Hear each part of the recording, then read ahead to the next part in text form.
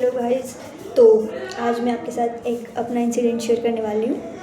तो मतलब जो मेरे साथ कुछ महीने पहले हुआ था, तो उसमें कुछ ऐसा था कि अब मैं डेली कोचिंग जाती थी।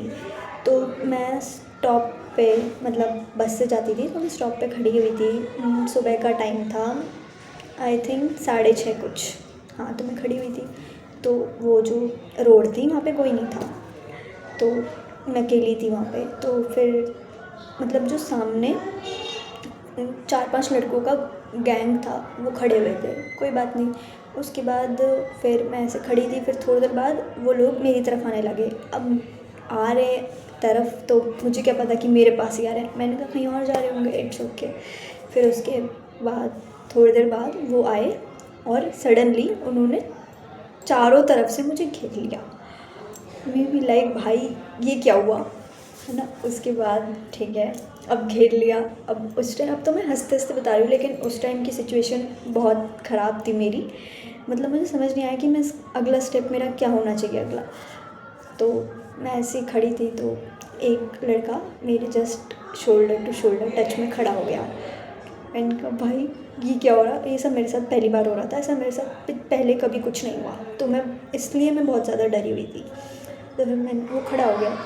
फिर उसने मेरे इस कंधे पे हाथ रखने की कोशिश करी। फिर मैंने उसे ऐसे देखा। फिर उसने मेरे से पूछा बहुत क्लोज़ आके मेरे, कि कहाँ जाओगी। मैंने उससे बोल दिया गुस्से में, पता नहीं। फिर उसके बाद उसने मुझसे पूछा कि कौन सी क्लास में हो। मैंने फिर कह दिया पता नहीं। फिर मैंने कहा, बहुत डरते हुए कहा था, लेकिन उसे पता चल गया था कि मैं डर रही हूँ, तो इसलिए उसकी ज़्यादा हिम्मत बढ़ गई। तो फिर वो कहीं कभी मुझे थाइस पे से टच कर रहा है, कभी कमर से टच कर रहा है, कभी कुछ कर रहा है।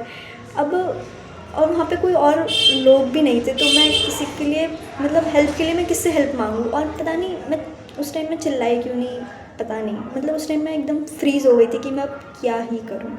तो मेरे पास कुछ भी नहीं था करने के लिए। तो मैं ऐसी खड़ी थी। तो वो 5-10 मिनट तक कभी कुछ कर रहे हैं, कभी कुछ कर रहे हैं, मैं जस्ट खड़ी हुई हूँ। मतलब उस टाइम कुछ भी हो सकता था मेरे साथ, वो मुझे लेके कहीं और भी जा सकते थे, कुछ भी हो सकता था, बट स्टिल मैं खड़ी रही, पता नहीं क्यों। और मतलब मैं करती भी क्या, चिल्लाने के अलावा, चिल्लाती भी तो पता नहीं, वहाँ पे लोग आ जाते, बट मैं पता नहीं क्यों नहीं चिल्लाई, क्योंकि उस टाइम एकदम फ्रीज़ हो जाते हैं। अब तो ये लग रहा है कि हम ये कर लेते वो कर लेते, पर उस टाइम की सिचुएशन बहुत अलग होती है। फिर उसके बाद अब 5-10 मिनट तक ये सब चला। फिर उनको शायद कहीं जाना होगा, तो उनकी बस वगैरह आ गई। तो अब वो लोग तो चले गए, थैंक गॉड वो लोग चले गए। फिर उसके बाद मेरा रिएक्शन, मैंने कहा भाई मुझे नहीं जाना कहीं कोचिंग वोचिंग, मैं डायरेक्ट घर चली गई।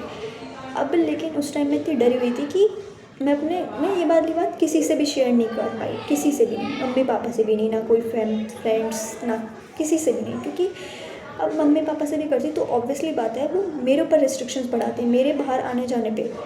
और खैर उनकी बात भी सही है, वो मेरी सेफ्टी चाहते हैं, लेकिन इस डर की वजह से मैंने उनको ये बात नहीं शेयर की।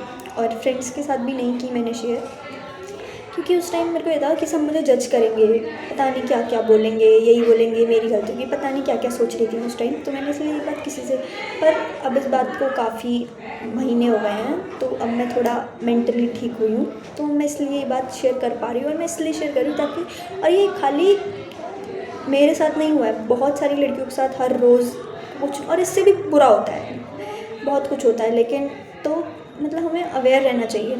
और मतलब शर्म हमें नहीं आनी चाहिए, शर्म उन लोगों को आनी चाहिए जो ये काम कर रहे हैं। सो पता नहीं, मतलब उसके 5 मिनट के मज़े के चक्कर में हमारी मेंटल हेल्थ के इतने महीनों तक क्या हुआ, वो क्या जाने। उसके लिए तो हमें खिलौना है ना, उसने तो 5 मिनट आया, छेड़ के चला गया। अब क्या कर सकते हैं। तो ये सब हुआ। आई होप कि बहुत सारी लड़कियां अभी तक इस बात से बची हुई हैं कि उनके साथ ना हो, और मैं ये भी चाहती हूँ कि उनके साथ कभी ऐसा ना हो। लेकिन बहुत सारी लड़कियां मुझसे रिलेट करेंगी जिनके साथ ऐसा हो चुका है, इससे भी बुरा, या जो भी है, जो भी हुआ है। मतलब हाँ, मतलब ऐसा मैंने सुना है कि मोस्टली लड़कियों एक ना एक बार ये वाला फेज़ ज़रूर एक्सपीरियंस करती हैं लाइफ में, तो वो रिलेट कर पाएंगे। तो अब कुछ नहीं, हम बस यही कर सकते हैं कि हम सेफ़ रहें, और हम मतलब प्रिकॉशंस ले सकते हैं कि हम जब भी जाएँ तो लोकेशन घर वालों के साथ शेयर रहे हमारी, और हमारे पास कुछ ऐसी चीज़ होनी चाहिए कि जब कोई सामने आए तो हम उससे डील कर सकें, या फिर हम अब उस टाइम की सिचुएशन अलग होती है। जिनके साथ पहली बार हो रहा होता है वो शायद कुछ ना भी कर पाएँ मेरी तरह, जैसे मैंने नहीं किया कुछ।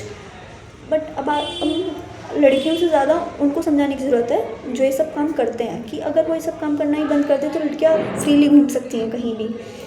तो अब तो बस यही कहूँगी कि मैं कि stay safe and stay healthy, that's it for this vlog.